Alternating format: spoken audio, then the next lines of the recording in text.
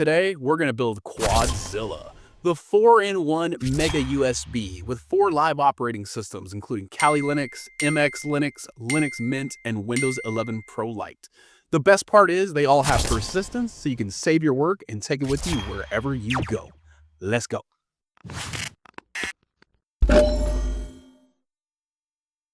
Pop in your USB from the previous video where we created the triple boot persistence USB.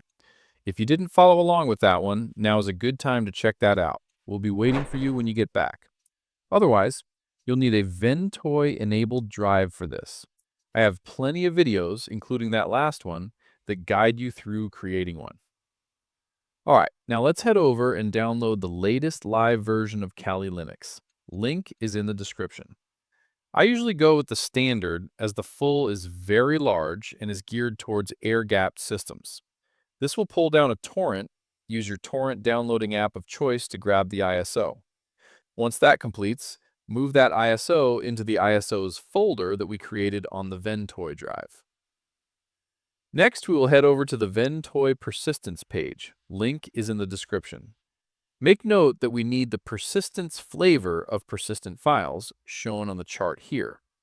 For Kali, there's a little extra step we need to take. Plus, I want to show you how to create persistence files larger than what the pre-made ones are. Both are good reasons to show you how to use the persistence bash script provided by Ventoy. Download it here. Link is also in the description if you need it. To run this, you'll want to use Linux. Luckily, you can easily run Linux on your Windows device using WSL. If you haven't already, check out my video on WSL. I'll link that video for you here now, also in the description for reference later if needed. Now that you have WSL installed, go ahead and launch it. That will fire up a Linux terminal for you. Now there are a few ways that we can do this. I like to just UNC path into the WSL share. I'll do that now by opening File Explorer, and in the address bar, we put $WSL$. That will show you all of the Linux distros you have installed with WSL. By default, it will just be Ubuntu, but if you have added any others, those will show up here as well. Open the one you are using in the WSL terminal, likely Ubuntu. Now navigate to Home and then the username that you created. This should be the same directory that your terminal is currently in. You can verify that by typing pwd in the terminal. If you need to change directories, just use the cd command followed by the path you want to go to. Go ahead and copy over the persistence bash script from earlier. Paste that into the WSL directory that we are working in. Then run the ls command for good measure to show the contents of the folder, which should now include our bash script. Cool, now we are ready to run the command needed for creating our custom Kali persistence file. As shown in the chart earlier, we need to add a parameter option to the file. Also, we're going to give it some room to grow, because we like Kali and we might be spending some time in there doing real cyber ninja stuff. Let's walk through this command. sudo sh create persistent image.sh-l persistence-c persistence.conf-s20480. sudo. This runs the command with administrator permissions. It's basically saying, run this as root because it needs full access to create and format a storage file. sh. This tells Linux to run the file using the shell interpreter. So instead of trying to execute it directly, we're saying, run this script using sh. Create persistent image.sh. This is the actual script we're running. Its job is to create a persistence image file. Basically a container that stores changes so your USB can save files, settings, and installs across reboots. Now the options. -l persistence. The -l stands for label. This sets the label name to persistence. That label is what the boot system looks for to recognize it as a persistence storage area. -c persistence.conf. The -c stands for config. This tells the script to use a configuration file called persistence.conf. That config file controls what gets saved when persistence is enabled. For example, it can say things like, save the entire file system, or only save certain folders.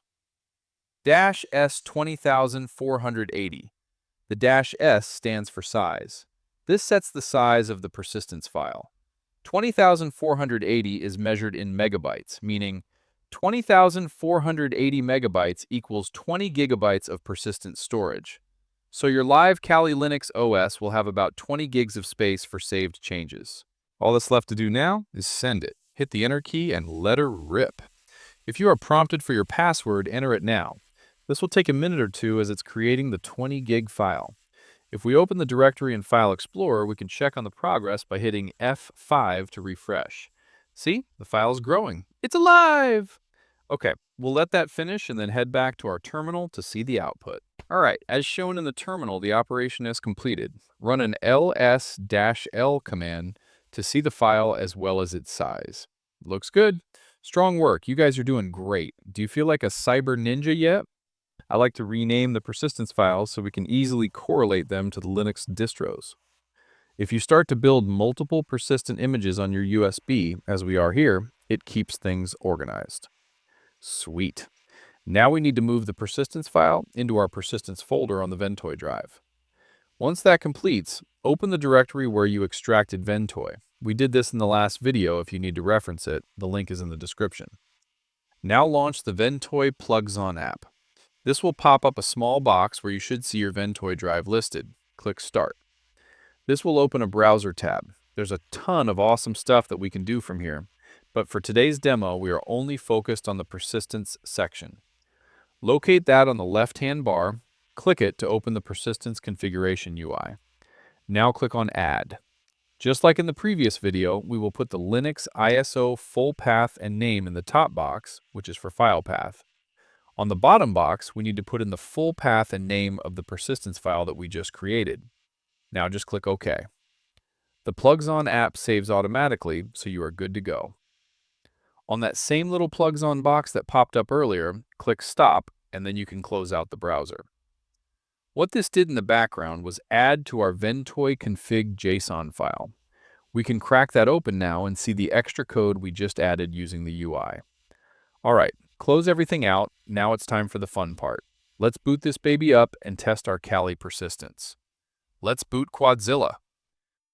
All right, let's test this baby out. Doing this out in my garage because my kids are super loud, and there's not a good way around that. All right, pop in the USB, power on your PC or laptop, and then tap your boot key.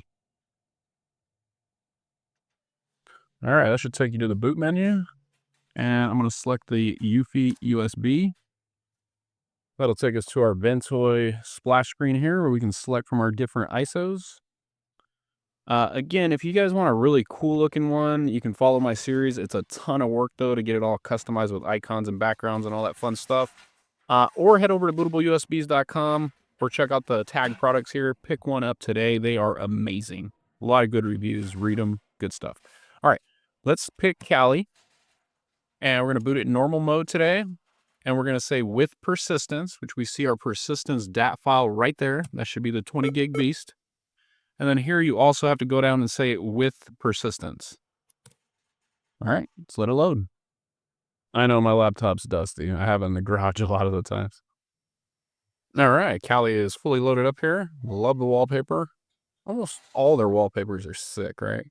Okay, first thing I want to do though is show you guys from a terminal the size of the persistence file or the file system. So if we run a df-h, that should show us our free disk space in human readable form, hopefully. Yes.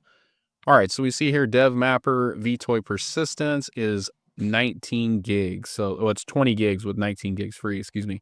So that is our persistence file. So you got 20 gigs to play with.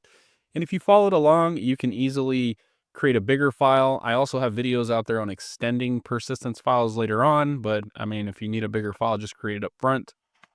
Sometimes you don't know that you need more and you can expand it later, you know, if you're in IT, you know how that goes. Okay, so just to test our persistence, we can do a simple create a new, let's just do a folder this time. It's all the same. We'll just say test 1, 2, 3. And we have that folder right there on the desktop. Now, if we weren't running persistence, when we reboot this baby, it would be gone. So let's reboot and we'll check our work. Fast forward this, be right back.